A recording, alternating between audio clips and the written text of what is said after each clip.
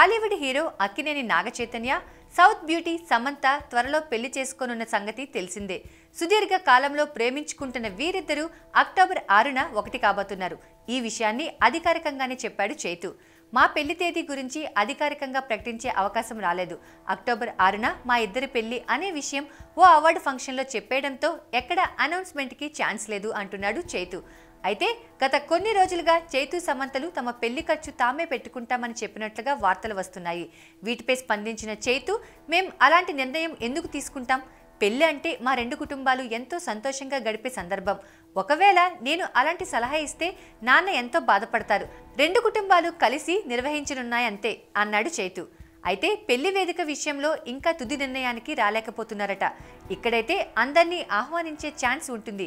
గోవాలో destination wedding అయితే కొందరినే ఎంపిక చేసి పిలవాల్సి ఉంటుంది. కానీ మా ఇద్దరి మెంటాలిటీ ప్రకారం గోవాకే ప్రిఫరెన్స్ ఇవ్వాలని భావిస్తున్నాం. అలాగని రెండు కుటుంబాలకు చెందిన మెంబర్స్ సెంటిమెంట్కే ఫస్ట్ ప్రిఫరెన్స్ ఇస్తాం. వాటి ప్రకారమే తుది నిర్ణయం తీసుకుంటామని చెప్పాడు చైతు.